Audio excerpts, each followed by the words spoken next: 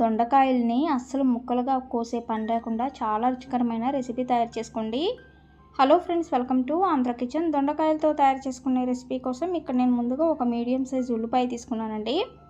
ఉల్లిపాయని చిన్న చిన్న ముక్కలుగా కట్ చేసుకొని పక్కన పెట్టేసుకోవాలి. అలాగే ఇప్పుడు వేరొక గిన్నె తీసుకొని గిన్నెలోకి చింతపండుని నానబెట్టుకోవాలండి. మనం తీసుకునే దొండకాయలకి ఎంత చింతపండు అయితే పడుతుందో అన్నట్లుగా చూసుకొని నానబెట్టుకోవాలండి. ఇక్కడ నేను ఒక మీడియం నిమ్మపండు సైజ్ అంత చింతపండుని నానబెట్టేసుకున్నాను.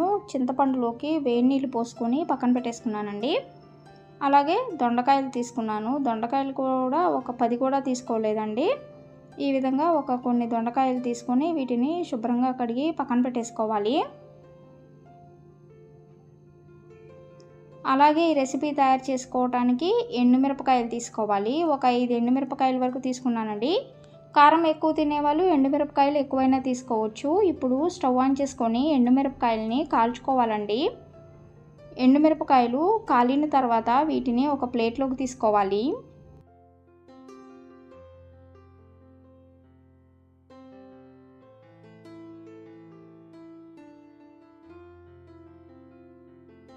ఎండుమిరపకాయలు కాల్చుకున్న తర్వాత దొండకాయలు కూడా కాల్చుకోవాలండి. ఈ విధంగా ఇక్కడ నేను ఈ గరిటె సహాయంతో దొండకాయలని ఎండుమిరపకాయలని కాల్చుకుంటున్నాను.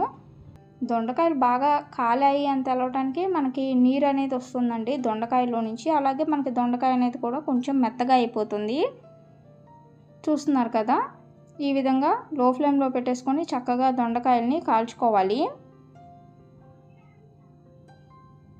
ఇలా ఒక్కొక్క దొండకాయ బాగా కాలింది అనుకున్న తర్వాత వీటిని ప్లేట్లోకి తీసుకుందాము.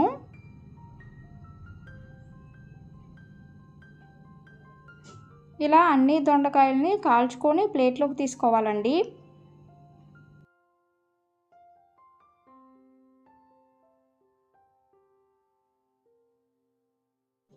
దొండకాయలు బాగా కాలిన తర్వాత వీటిని బాగా చల్లారనిచ్చుకోవాలి.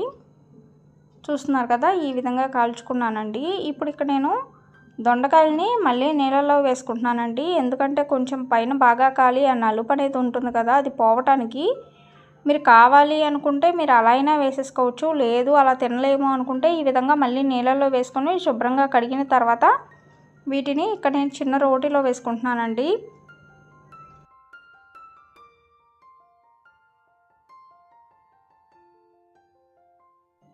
ఈ విధంగా కాల్చుకున్న దొండకాయల్ని కచ్చాపచ్చాగా చక్కగా దంచేసుకోవాలి. ఎక్కువ టైం కూడా పట్టదు, ఎందుకంటే ఆల్రెడీ కాల్చుకున్నాం కదా, కాబట్టి త్వరగానే చక్కగా మెదిగిపోతాయండి.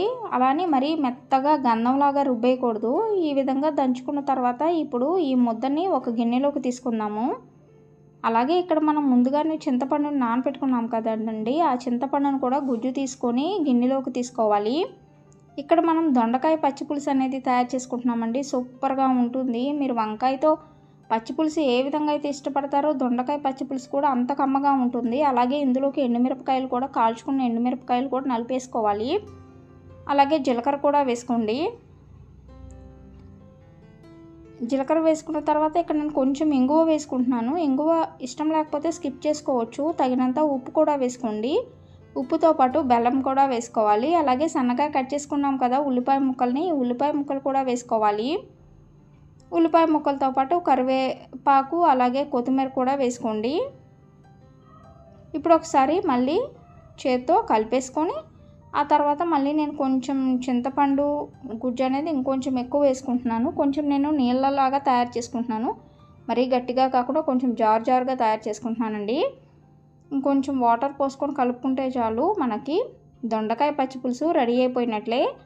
మరి మీ అందరికీ దొండకాయలని ముక్కలుగా కోయకుండా తయారు చేసుకున్న ఈ దొండకాయ పచ్చిపులుసు రెసిపీ వీడియో నచ్చినట్లయితే ఈ వీడియోని లైక్ చేయండి, షేర్ చేయండి. మరిన్ని వీడియోస్ కోసం మా ఛానల్ సబ్స్క్రైబ్ చేయండి. Thank you for watching.